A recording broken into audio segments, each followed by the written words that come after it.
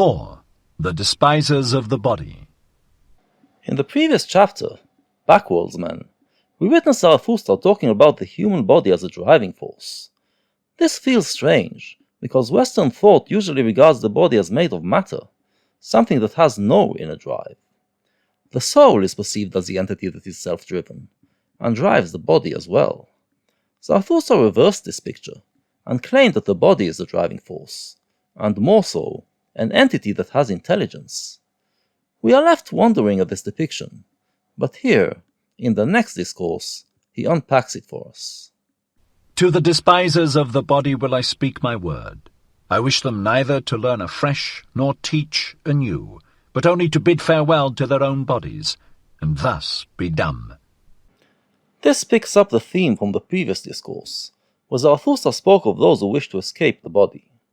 Some of those, throughout history, have also denigrated the human body.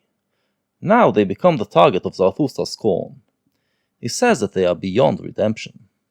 Body am I and soul, so saith the child, and why should one not speak like children? But the awakened one, the knowing one, saith, Body am I entirely, and nothing more, and soul is only the name of something in the body. Most Western thinkers believe in the duality of body and soul, but Zarathustra says that this is child talk. The body is the only true entity, and the soul is merely one of its limbs.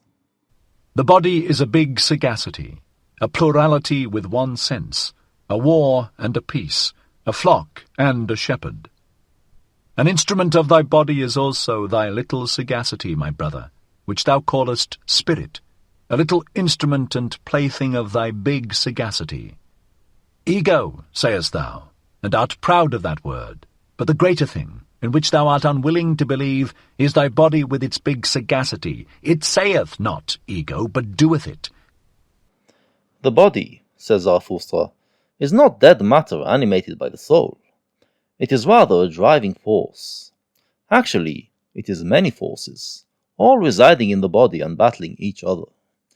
But this plurality also has one sense, as they are all working in the service of the body. How does this happen?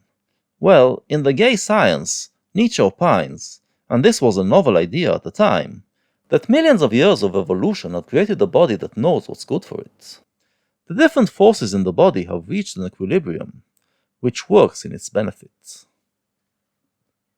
This is an idea that is easy for us to understand today, but back then, the perception was quite different. The belief was that the ego, the driving force of our being, is the soul, which commands the body. The soul is a spiritual entity. It does not extend in space, but it is self-driven and capable of commanding the body. Well, Zarathustra rejects the existence of an entity called the soul, and says that the real ego is the body. This body has will and intelligence, which we might call spirit, and they are its instruments.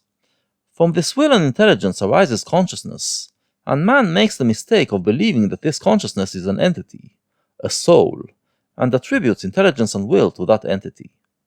It is merely the vanity of the spirit that thinks this way.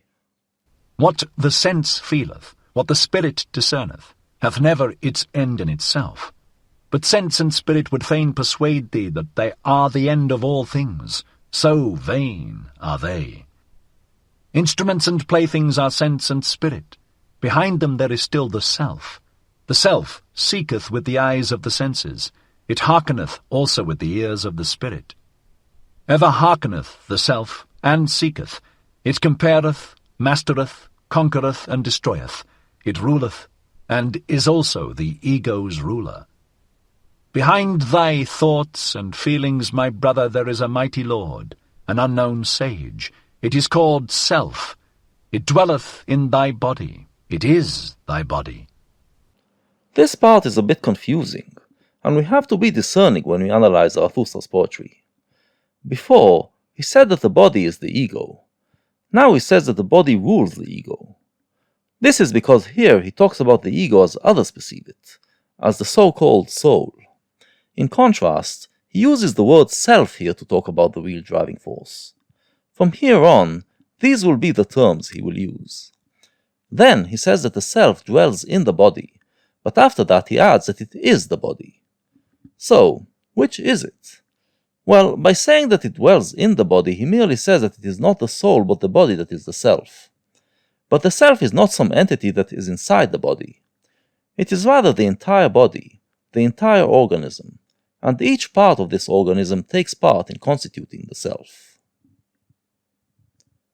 The self, the body, has sense and spirit, and with them it compares, masters, conquers, and destroys. What Zarathustra says here is that all these things are done not within our consciousness, but before they even reach our consciousness. At most, our consciousness takes part in the process. There is more sagacity in thy body than in thy best wisdom. And who then knoweth why thy body requireth just thy best wisdom? Thyself laugheth at thine ego, and its proud prancings. What are these prancings and flights of thought unto me? It saith to itself, a byway to my purpose. I am the leading string of the ego and the prompter of its notions. In The Gay Science, Nietzsche points out that while the body took millions of years of evolution to take shape, consciousness is a relatively new thing, meaning that our body knows much better than our consciousness what's good for it, and we better follow its lead.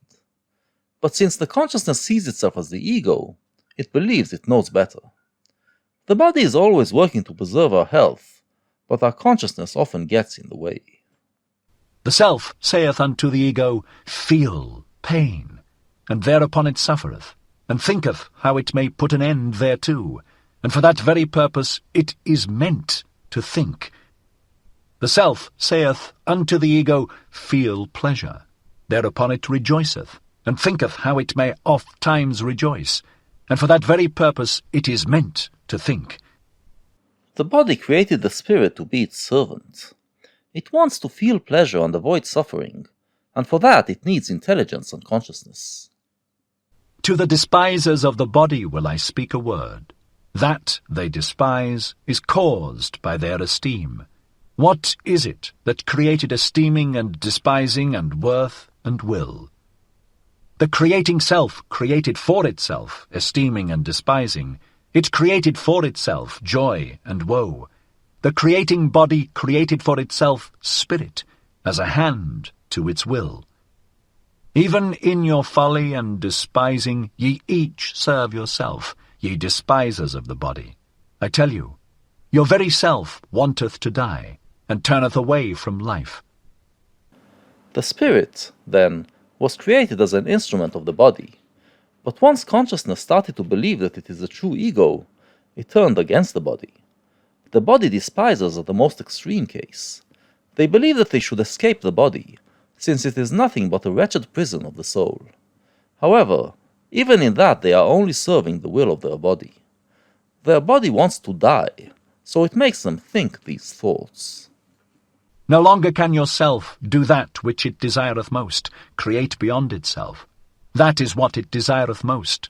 That is all its fervour. But it is now too late to do so. So yourself wisheth to succumb, ye despisers of the body. To succumb, so wisheth yourself, and therefore have ye become despisers of the body, for ye can no longer create beyond yourselves. The will of the body, says Zarathustra, is to create beyond itself. Later, he will give a name to this kind of will.